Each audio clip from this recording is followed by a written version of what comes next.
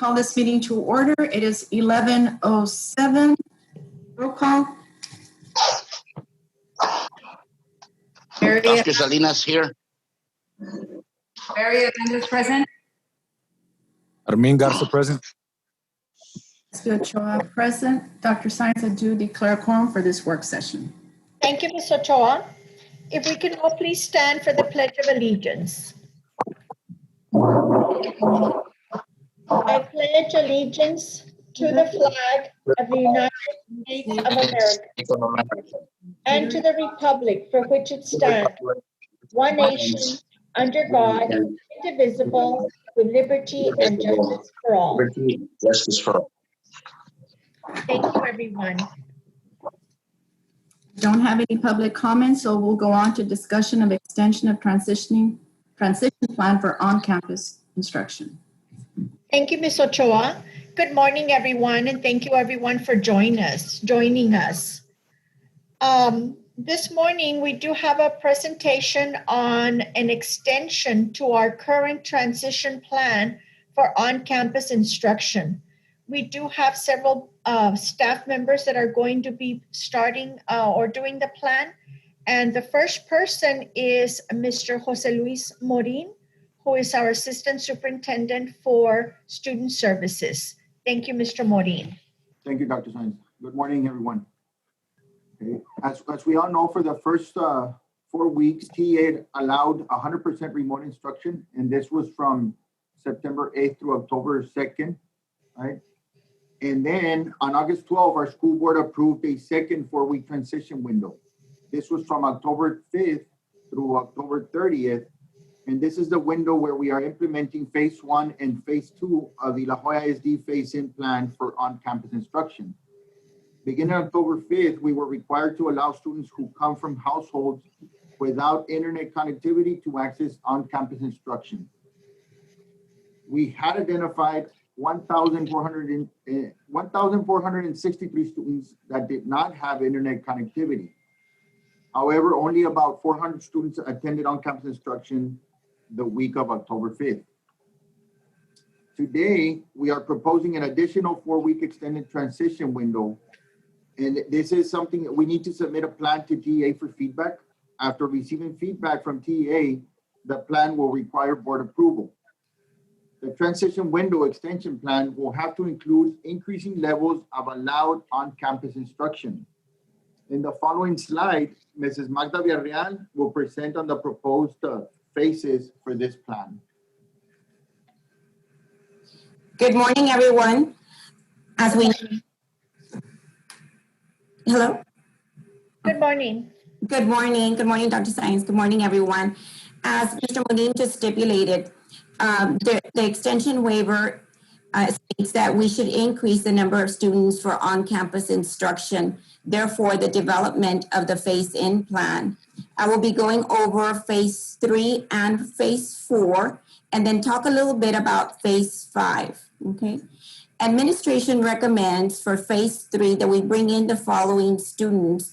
It does commence on November 2nd, and it runs all the way to November 13th. So if you look at that column right there, this says proposed third 4-week extension. We have phase 1 and phase 2 will be brought in.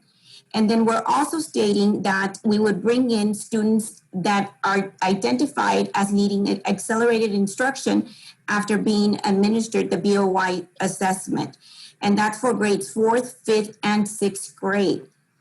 As far as the comprehensive high schools, we are looking at bringing back our EOC retesters. And if you look at the bottom right there, for week of November 2nd, we would be adding Algebra 1 EOC group. So that would be the group that we would be bringing in, and that would be on Tuesdays and Thursdays only. For the week of November 9th, we would be bringing in our Biology EOC group, Tuesdays and Thursdays only. So again, this is for the comprehensive high schools and CCC, okay? For La Jolla West Academy, we're focusing on our 2021 cohort students not classified as seniors. And we're only focusing on an A group since we broke them up into groups. And then for the Academy Health Science Professions and STEM, here we're focusing on our seniors, students without the CCMR indicators. And there's several indicators, like for example, the ACT, TSI. So depending on what our kids need, then we will be bringing in our seniors. And for the early college high schools, we will be looking at our intervention group of students based on BOY assessment. And we do have a note there stating that the staff will be brought in as needed for phase 3 and 4. Moving on to phase 4, now we're looking at the window running from November 16th all the way to December 4th. And here we will be bringing in the students from phase 1 all the way to phase 3. And we would include our pre-Kers and kinder students based on BOY assessments as well and needing interventions. And then also our 7th and 8th grade students needing accelerated instruction. And for our comprehensive high schools, we broke it up in 2 weeks. So for the week of November 16th, we would focus on our retesters for U.S. history. And again, only on Tuesdays and Thursdays. And for the week of November 30th, we would be bringing in our retesters for ELA, EOC group for Tuesdays and Thursdays only. And La Jolla West Academy, here, again, we're focusing on our 2021 cohort, and here we would be bringing in our A and B group, okay? For the Academy of Health and Science Profession in STEM, now we're focusing on our junior students without a CCMR indicator. And on the bottom right, there was this note, starting November 16th, what we would do for all high school staff, they would be required to report to their respective campuses. And the reason behind this, as far as the high schools, is because we do have the assessment for our students, the state assessment starting on the week of December 7th. So for phase 5, as you can see right there, we would include all our kids from phase 1 all the way to phase 4, and also all the students that are being requested from parents that they attend school on-campus instruction. And under note, we do have, starting December 7th, all remaining staff will be required to work from the respective campuses, okay? And also, there's another note there stating that during any phase-in stage, parents have the choice to send their child to school for on-campus instruction. And this is basically our phase-in plan. Do we have any questions on or discussion on this slide? Yes, I do. So we discussed the different phases, and I know that we approved internally, correct? Phase 1 through 3? Mm-hmm.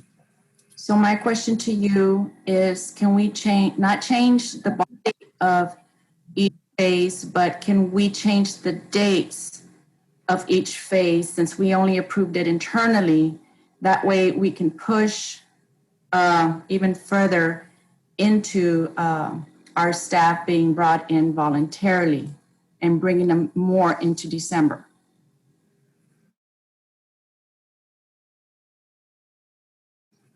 Just because, and we're going to go into more conversations when I'm looking at this PowerPoint, but based on the feedback that I have received on the notation, which is in dark bold print, and I want to make a notation to my colleagues. Look at the slide, and it says for phase 1 and 2, staff will be brought in on a voluntary basis. But I have been receiving, and I have brought it up to the attention at the crisis team, that administration is not really going based on voluntary basis. So that being so, I know there are instructional needs in our district, and our district needs to operate. But if we can change our dates to going further into fall and not change the dynamics of each phase, but changing the dates, can we do this since we only approved it internally? And I'm also seeing that we're bringing in more students. And even though TEA does ask us and we need to follow guidelines from TEA, the word is more students. So what is that defined by TEA when they say more students? It could be just an extra child. And I know we're talking a lot about BOI, and we all know that BOI, beginning of the year, it sets the guidelines of what is expected for the further, the baseline. We all know that our children are behind because of how we ended the year. And we know the dynamics cannot be the same face to face. But it really alarms me that even though we're bringing students on certain dates and certain grade levels, that we're bringing in too many students, we're bringing in too many staff members. And even though, colleagues, I make a notation that it says that it's been to be brought in on a voluntary basis. And I do support administration. And we also have to think about the instructional needs of our students. But we're also seeing different dynamics that are taking place these days where we have to safeguard everybody and still meet the instructional needs, but somehow come to an agreement where we can change some of the dates and meet all the needs of everyone. I'll go ahead and agree with Ms. Ochoa, and I know that TEA recommends this and recommends that, but if we go back 3 months or 2.5 months, they were asking us to come into they were asking our people and our students to come in while they were working remotely from home. So at the end of the day, TEA might recommend whatever, but I'm for life. You know, I'm for no one getting sick, nobody losing a family member. And we've seen it, you know, we've seen it in different departments. We've seen what's happened, and my big thanks to all our employees that have tried to make everything for our kids and our bus drivers and administration, CNS, custodial, everyone across the board, police. But it's getting bad, and I'm not sure if TA is working remotely, but at the end of the day, anybody can recommend, but it's not the same to recommend and come and do it and see what we're seeing and experiencing what we're experiencing. And at the end of the day, I'll agree with Ms. Ochoa. And I know that administration, you have a lot of things that you have to push for. And of course, we're under the scope, but nothing's more important than having our loved ones safe and our kids safe. And we do know and understand that their education is the biggest, but this is 2020. I mean, we've lived a hard year, you know, with the pandemic, and it's a learning process as we go. But I'll agree with Ms. Ochoa if there's anything that can be changed. And that's just me. TA might recommend whatever they want, but I would like to know what they're doing. And I hope I don't find out that they're working remotely, because how can you be asking for others to do something you don't even do yourself? So that's all I have to say. I agree with my two colleagues in that respect. As long as we do everything that we can in our power just to try and ensure that our staff is safe and our students are safe, whatever measures those may be, especially the ones that Ms. Ochoa expressed right now, we're in complete favor. I am totally with them. If we can do this, the extension and try to have less staff, that would be very, very good. I mean, if we can move it a little bit more, you know. I mean, just because we internally, this has not been sent to TEA, and we do need to follow TEA's guidelines, but just because internally we did approve the phase 1, 2, and 3, but we can change our dates, because even though we are bringing fewer students in the last 2 weeks, we are seeing more positive cases. And so, I mean, we need to think outside of the box, still follow TA guidelines, but safeguard everybody too. Okay, so based on that, and thank you, Ms. Ochoa and Mr. Salinas, Mr. Garza, and Ms. Hernandez for giving us your recommendation. And so based on what you're saying, all of you are saying, I'm seeing, so you would like for us to say, for example, to extend our phase 2 a longer period of time? Is that? Yes. So what would be a good time frame? We have October 30th. Because remember, we have 4 more weeks, right, that we can transition, which that period ends on December 4th. So once we get to December 7th, then we are out of transitioning weeks, right? Can we prolong phase extend, 3? huh? Can we prolong phase 3? We can prolong phase 2 or we can prolong phase 3, however you want us to do it. So you're saying maybe stay in phase 3 from November 2nd to November 4th. I'm sorry, December 4th. Is that what you're saying? Yeah, so if we prolong phase 3, based on what I'm looking at the calendar, then we get more further into December. We're still in compliance with what TA is asking us, and we're still, safeguarding everybody. And yes. Uh-huh. Okay, so let's say, for example, we were going to do phase 3. We were going to start it on November 2nd, and we stay in phase 3 until December 4th, right? The only thing that we might need to still meet the needs of the high school kids is we might need to say, okay, these kids that we were going to bring in on phase 4, the other subjects, right? Maybe we could bring them on Monday, Wednesday. make every 4 weeks. Yeah, and so phase 3 would be 4 weeks long. We could do that, and say staff will be brought in as needed, because we still need teachers to teach those kids, right? We would not be saying all staff come in, but we would be saying as needed. In other words, we still have to have somebody teach those kids, because remember that the state has not, as of today, right? And the commissioner has said that they're not going to.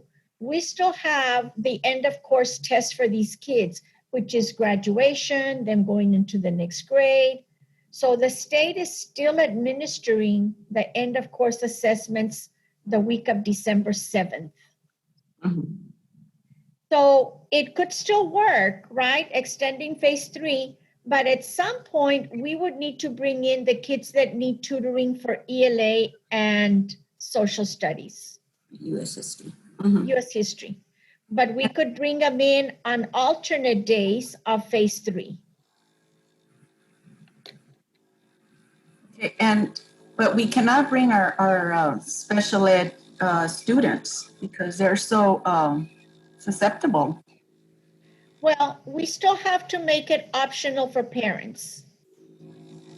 We still have to tell parents, if you want to send your child, you can send your child. We cannot take that right away from any parent. And so any parent can bring them if they want them to come. I think it'll work like that, SB. I mean, we have to make it an option for the parents. I agree with what you just said, Dr. Science. But as long as we extend it in either phase 2 or phase 3, whatever works for y'all. I think that we would give kids the help that they need if we begin phase 3 on November 2nd, but keep it until December 4th, and just alternate the days that kids are coming into the high schools. And remember that all of this right here is the district's plan, but ultimately it's always the parent's choice. So even though we're saying, we're bringing in maybe 4th, 5th, and 6th graders that are going to score at a certain level, it's still up to the parent. The parent can say, I know my 5th grader qualifies, and you're inviting him or her, but I still choose remote instruction, and we would honor that. And I agree, Dr. Science, that the students, the students and parents do have that choice. And I keep on going back to the slide of the notation where our administration's already assigning and calling on teachers and staff that they have to come in. So we have it in black and white that it's on a voluntary basis, but it's not truly a voluntary basis. That's where I have an issue. And that did happen, especially in our high schools. There might be instances in others, because in high school, we did have 27 kids in phase two that needed, phase two that needed, that did not have internet connections at home. And we had 27 kids wanting to come in, and we didn't have any teachers volunteering at all for those 27.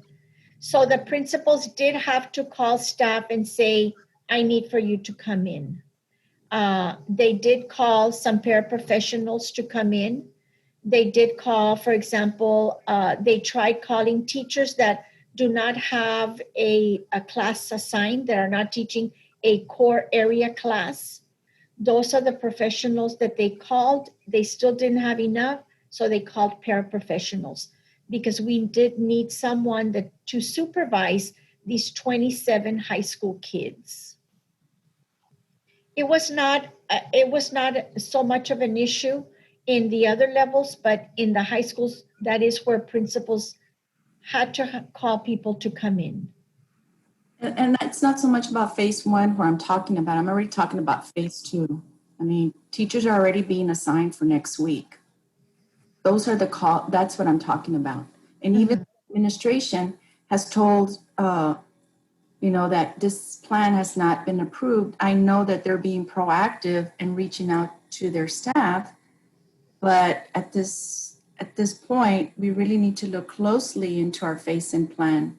And that's why I'm glad that we're having these conversations in that to problem solve and see how we can extend each phase and still meet the instructional needs.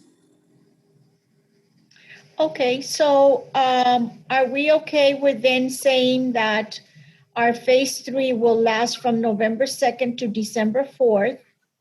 And how we can accommodate is we would have a Tuesday and Thursday group and a Monday and Wednesday group for the high schools, right? And then for West Academy, we would have A group maybe come on Tuesday and Thursdays. We would have B group come on Monday and Wednesdays. And then for the Academy of Health Science Professions, we would have senior kids come on TTs and junior kids come on Monday, Wednesdays. And let me see, early college high schools would have 2 days only, right? I think that would cover them. Can we extend phase one until November 20th? I'm looking at the calendar. And then phase two can start on November 30th to December 4th. Can we do that? I'm looking at the calendar. Yeah. So phase two, we would begin, let me just. Like extend phase one until November 20th, which I think Thanksgiving is the following week. And then phase two, we could start on November 30th to December 4th. And then phase three will start December 7th. Can we do? Yes, Ms. Ochoa, but I think the concern is that the high school kids need their tutoring before December 7th, because the week of December 7th is their test. Do we have any,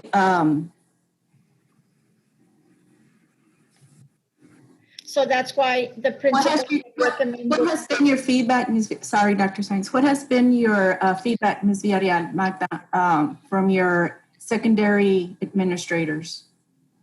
Actually, we worked with our high school principals on the development on this plan. This came directly from them.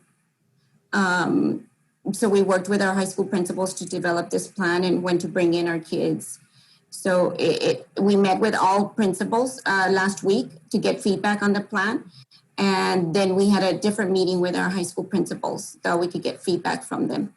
Mm-hmm. Okay, so phase three, I mean, we could bring in our high school students for tutoring during phase three.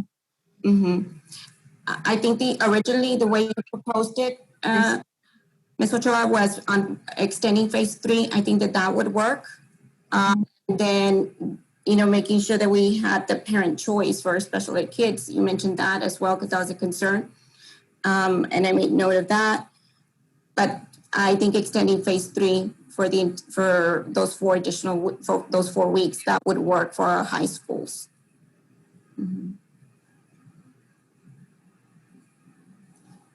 I guess we just need to make sure that,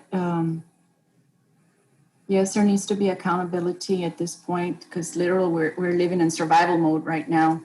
But at the same token, the safeguarding. I know. I can see how tutoring could be to some degree on phase 2 if we were to extend it as much as we can. Ms. Ochoa, one of the things that we could do, let's say, for example, we could stay at phase 1. Let's say you were saying right before Thanksgiving, right?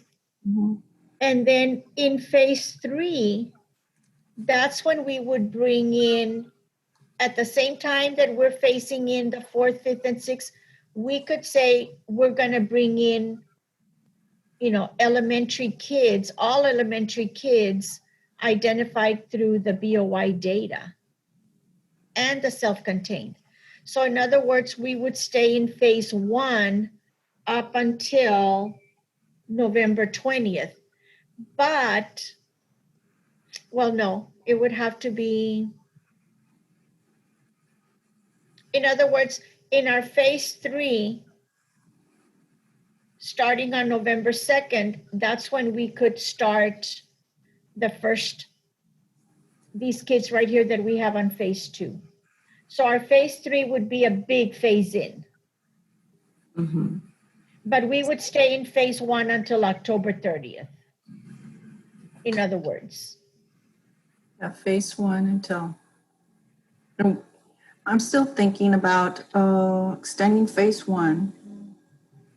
That's what I'm saying. We would extend phase 1 until the end of October. Okay, and then phase 2, I guess we could bring some kids to tutor.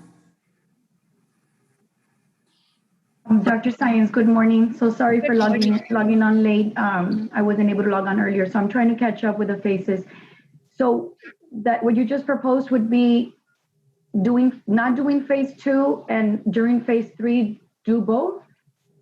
Yeah, like our phase in November, starting November 2nd, and we would stay there till December 4th. We would bring in all elementary and middle school kids based on accelerated instruction. The reason that our principals like this is because it gives them time to transition into, okay, I've got my 1st through 3rd graders, and I get all that settled and done, and then I bring in my 4th and 5th graders. That's why they liked this, more and more kids like that. And I was saying that we wouldn't change anything in the body of each phase if you look at it on the screen. But I was looking at my calendar and saying that phase 1 until November 20th, and then phase 2, November 30th through December 4th, and phase 3 starting December 7th. Now, one of the discussions right now is how our students are going to be testing with EOC and that they need the tutoring. But we could bring in our kids and do the tutoring during phase 2 because students are already back. So it's just the additional of the tutoring. Because even though we have fewer kids right now, I mean, we've been receiving the text messages throughout the week, and we are having more positive cases in the district. So, yes, I mean, yeah, we're that is something that is true, and we do know, right, that the more kids we bring in, the more the possibility.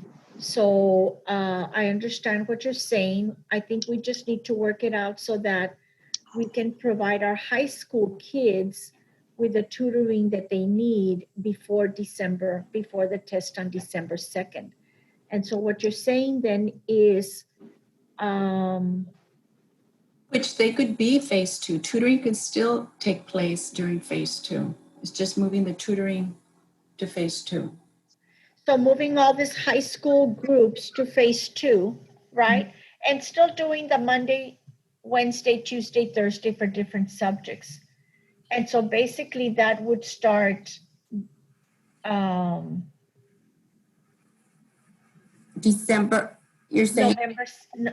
Yeah, because you're saying, Ms. Ochoa, to extend phase one all the way to, let's say, October 30th would be phase one. Yeah, because I was working on the calendar. And so phase two, let me go back. Phase two would start November 30th. Would start November 30th? Well, November 2nd. I want to extend phase one. So Okay. what if we move just each phase to the next one? We're Right. changing the dates to further. Yes, like phase two would start when it says here phase three. Phase three would start when phase four. Would that work for the high school students or no? The high school principals want about a month of tutoring for their kids because it's going to be 2 days a week, right? So that's what this plan was, that the kids get instruction a month before their end of course exam. I guess as long as we extend the dates, I mean, we can do better. So let me see if I understand this correctly. Phase one would run all the way to October 30th. And then we would have on phase two, it would start on November 2nd, but we would include this group right here, right? Phase three group, the phase three students on phase two, and it would run from November 2nd all the way to December 4th. Correct. And that would meet the needs of our high school kiddos. It would be pretty hard for our elementary campuses since we're bringing in third, fourth, and fifth. So that actually first, third, fourth, and fifth. So that may be something that we might have to revisit, right? Yes. Yeah, that's why I said that it's going to make it hard for the principals to have everybody at one time instead of half and then Right. another. Well, and because we're talking EOC right now with testing, so that's why we're talking. Yes. But then if you want to talk about elementary too, and we're thinking about beginning of the year, Mm-hmm. I know that our scores are low, but they're always low at beginning of the year. And of course, I mean, we did not end the year the way we wanted to. And so because of that, even though we haven't looked at the data, we know that there's a huge amount of students still developing. And when there's a huge amount of still developing, then we're going to need teachers to address those needs. And because there's so many students, then we're going to have a lot of staff members on site to bring in those kids for tutoring. And that is where I have an issue with. Too many teachers, you know. Data's going to drive our instruction, our needs. And so right now, to me, that data really is not valid. And it's low. And really, I mean, it's still the parent choice, right? And so let's say we send this plan, the state gives us the go ahead because that's what they want this time. The state wants to give us feedback and suggestions, and then we bring it back for board approval. That's they reverse the process on us. So let's say that it's approved, and so that will take us up to December 7th. And as of December 7th, then it's going to be where any parent, any student that wants to come in comes in. And so we're going to have teachers at that point. So this was kind of like phasing it into a little bit more teachers until, okay, it's December 7th. Everybody, you need to come in because that's when we might have parents say, okay, my kids are going back. Now, of course, it's still based on that parent choice.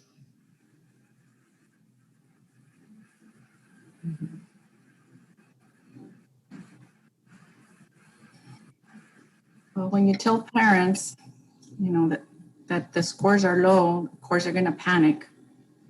But I still say our staff are not being given the proper voluntary basis Okay. that we have. You know, with everything, the discussions that we've had, and it's not the first time that we have these discussions. Okay, I understand what you're saying about that we don't want to say that all staff will be required to work until after December 7th. So I understand that and we'll change that to meet that. Also to extending phase 2 to Fourth.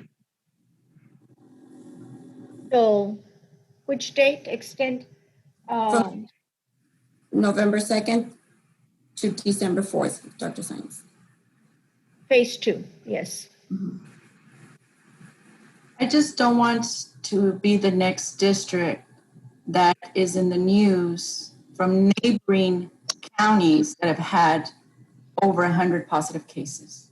Okay, so then once we extend phase 2, it's going to say, well, we're going to extend phase 1, right, up until October 30th, right? And then phase 2, we're going to start it on November the 2nd, but we're going to begin this little, you know, the high school groups are going to start then on November 2nd, which that's fine. Yeah, I mean, we could also say, you know, one of the principals had talked about maybe bring in the upper grades first and phase in the lower kids later. That way they're prepped for the test also. So we could reverse that and say first, second, and third graders, we're going to bring in after December 7th. And on November the 2nd, so that we don't overwhelm the elementaries, right? We could bring in third, fourth, and fifth grade in phase 2. And then wait for first, second, and first and second until December 7th, because I also understand that sometimes the younger the kids, the more reluctant parents might be, right, to send them. So we could flip that too.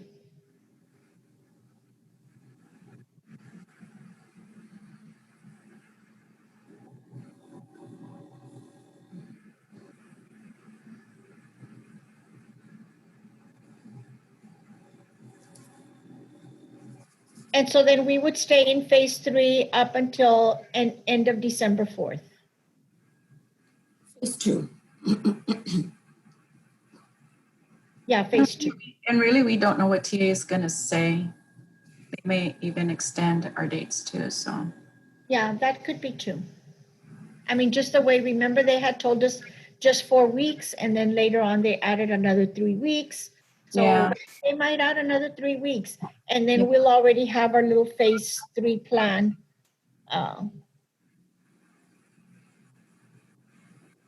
Okay, anything else? Any other changes? I think that we got what you're telling us. Mhm. So I'm just going to say it one more time. Phase 1 is going to be up until October the 30th.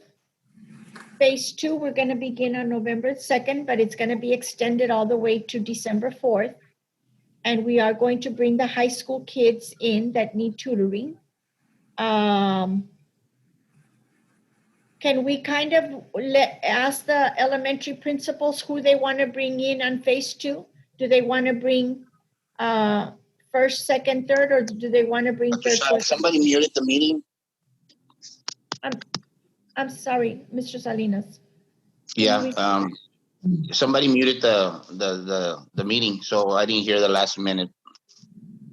Oh, okay. I was just repeating what the recommendation from the board is, that we extend phase 1 up until October the 30th. No, And that that's then November 20th.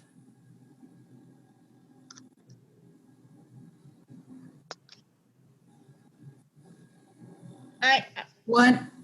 I had said until November, phase 1. In phase 2, November 30th through December 4th, with phase 3, December 7th. I mean, we could even bring in some of the kids towards the end. I mean, I know those are conversations that worry because of the EOC. Okay, so I understood Ms. Villarreal say phase 2, November 2nd that's what I thought we were saying, phase 2, November 2nd to December 4th. through the 4th. Yes, that's what I understood, but you're saying November 20th, Ms. Ochoa? Okay, say that again. I understood October 5th through October 30th, phase 1, and then November 2nd through December 4th, phase 2. And we would include the high schools. Okay, yeah, it's that the audio keeps on going in and out, so I'm hearing different dates. Oh, okay. And then we would we would visit with the elementary principals because we don't obviously want to overwhelm them there and overwhelm our teachers as well. We don't have, so we would visit with them to see which grade levels. Well, and when you do that, I'm still very concerned about how you're going to bring in those kids, even though you keep on saying it's parents' choice. Mm-hmm. I foresee, and we haven't looked at it, and you know what? I'm going to ask for it right now. I want to see OI data, campus, on how who is still developing, which we know the majority are, because I want to see. And I'm going to see, based on the data, that we're going to have to bring in kids, even though it's the parent's choice. And what I'm going to see, I'm going to also see an increase of staff on campus, which we don't want to see. Yeah. For first grade right now, we have 541 students as a district. That would be identified, that would be invited. Mm-hmm. And for third grade, we're still waiting. We're identifying at this point in time as well for third grade. But we also, yes, Ms. Villarreal, but we also know that those kids there may be a larger population in particular areas. Mm-hmm. I may have 5 kids at one campus, but just down the street, I may have 50 kids. You are correct, because you're right, because I have a campus, the highest campus in first grade is, I have one at 38. And then I have a campus, and then the other one at the other tail end at 15. This one is at 15 for first grade, and the highest is at 38. Yeah, so things are going to look different. Mm-hmm.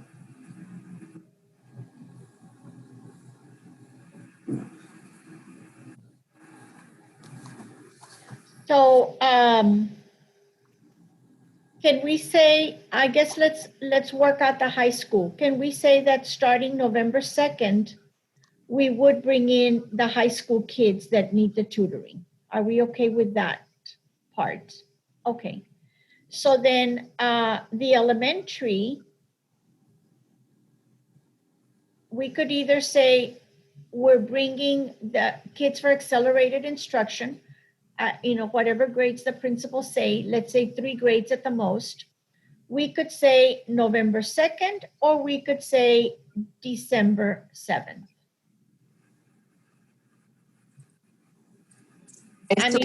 I still say that we're going to bring in lots of kids.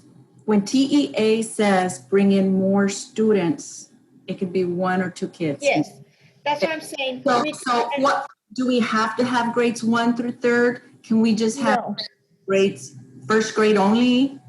The younger, we all know what research tells us about early childhood, right? The foundation. Yes. So if we're looking at first grade, let's stick with first grade. But then also look at the different dynamics from each campus too. Yes, yeah. That's why I'm saying let's have a conversation with the principals on maybe 1 grade level that they want to bring in, right? And so I think right now, just tell us for elementary, whatever grade, let's say we're going to say 1 grade. Do we want to bring them in November 2nd, or are you all saying bring them in December 7th? I December, mean, we'll work, okay. So that means that our phase 2 is going to be starting November 2nd, our high school kids that need tutoring. And basically that's it. mhm. And then December 7th is going to be an elementary grade. And then, well, the high school kids are coming to test, so they're staying. So in elementary, we're going to keep elementary then to kids that don't have internet connection all the way to December 7th. And then, I mean, we can, phase in at that time too. But for this plan that we're talking about right now, we will bring in our elementary kids for accelerated instruction on December the 7th. And that would be phase 2, correct? Or which phase do you have it as? You already lost me. Well, I mean, I'm just making up faces now because it's different than. So what I'm seeing, Dr. Science, is that we're going to stay on phase 1 all the way to December 7th, except that we're going to include the high schools starting November 2nd. Yes, Yes? Okay. I think as simple as that. Yes, okay. Yes, that the way Ms. Yargel said it. Yes. Thank you, Ms. So- Villarreal. So we're staying like this, except we're adding high school kids on November 2nd.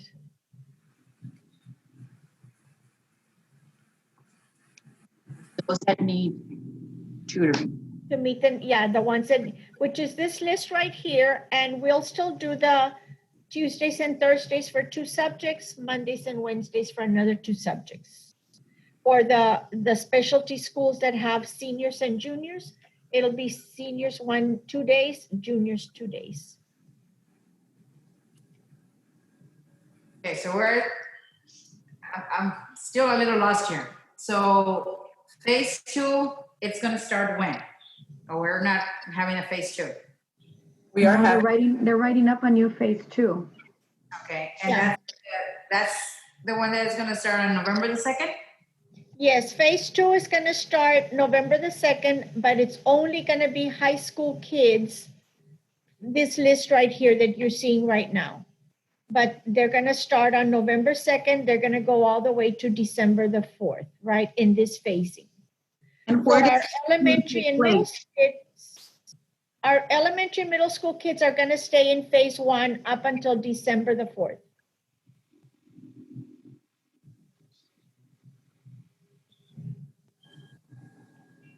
Is that? So we're removing that from phase 2. On phase 2, we have the students identify needing accelerated instruction. We're removing that from phase 2? That's what we're saying as far as that that elementary and middle school, we're only going to do kids that lack internet connectivity. And then, whatever if parents say my child has to be in school, then we have to take them. So it would be those, and then we're gonna leave elementary like that until December 7th or December 4th.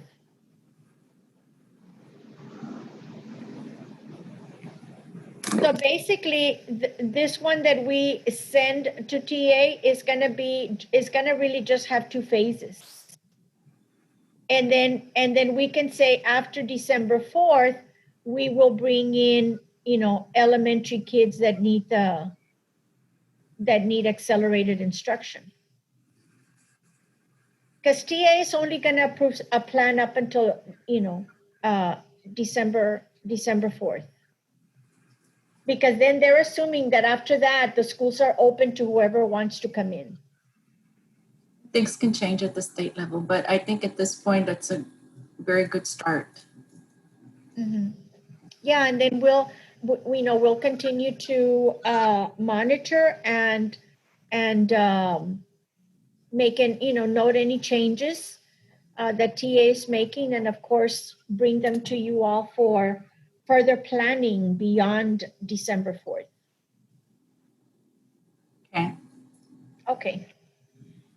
So those were the phases. And then we did want to talk a little bit about the staffing plan. So I think, Mr. Munoz, we can begin that conversation because we did have that at some point we were going to say, like in phase 3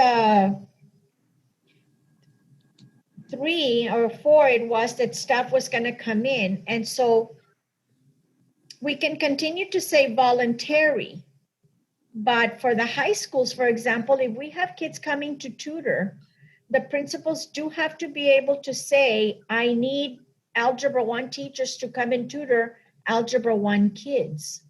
So can we say for phase 2 that it will be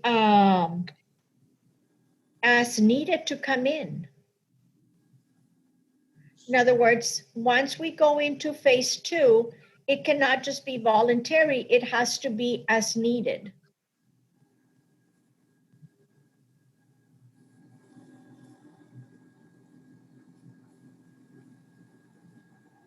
That's the question here. Well, we can say that, and we've been saying that, but what we say and what actually happens out there are very two different things, so. Yes, because I think it's a difficult situation with principals, because if kids are in schools and the parents say, my child needs to be in a school, I don't have internet access, right? Then principals have to have someone supervise those kids. In phase 2, when we're going to have kids that need tutoring, principals are going to need teachers to tutor. Excuse me.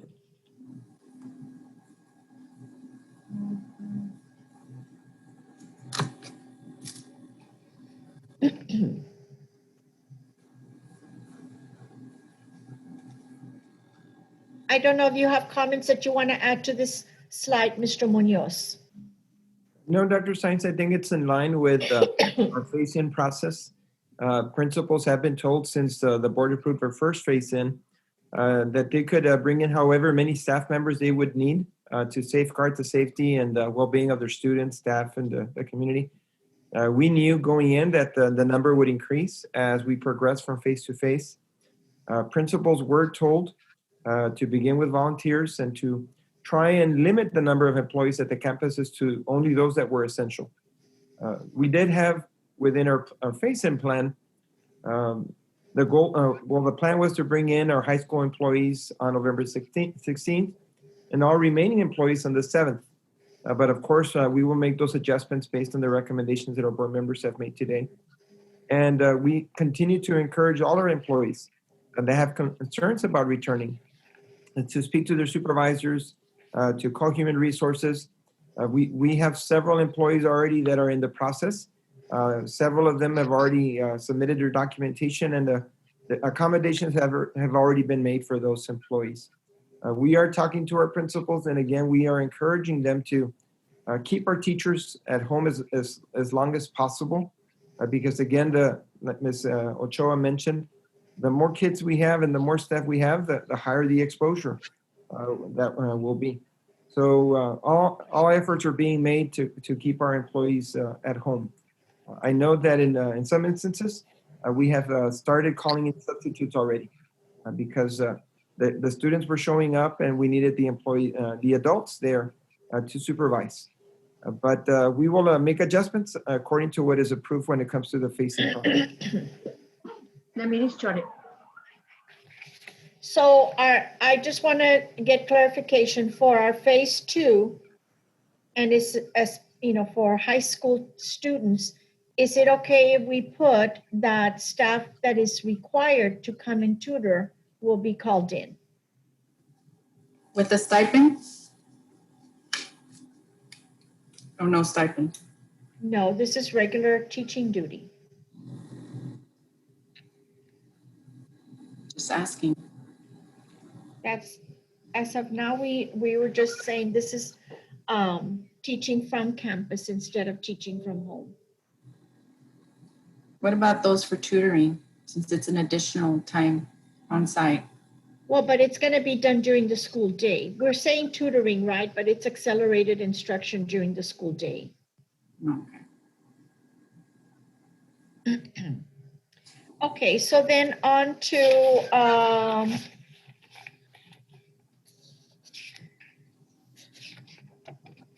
we have David Nacenciano that's going to talk a little bit about safety guidelines. David is our district emergency management coordinator. And thank you, Dr. Science, and good afternoon, everybody. So in front of us, we have the safety guidelines that, of course, has been provided by the CDC and, of course, TEA, and which we continue to follow here at the district. So these guidelines are in our district's reopening plan, and which the reopening plan has been shared with our district employees, every single employee and staff, and is also available in our district's website. Again, everyone should be by now familiar with the guidelines from wearing a mask or face coverings and so forth. We do try to be out there, making our rounds. It's nearly impossible to be out everywhere every day, but we do make our rounds and just to try to make sure that everyone is following these guidelines. Okay, thank you, Mr. Nacenciano. Board of Trustees, there was a couple of other pages that we had on the presentation. However, it's not new information. We've talked to you all about that we're doing the contact tracing, the PPE equipment, and I think in the essence of time, I don't know if you have any questions regarding any of those, because I do know that we have a board meeting scheduled for 12. We're a little bit beyond time. So are there any questions regarding our contact tracing? Are any our equipment sanitizing that we can answer for you before we close our work session?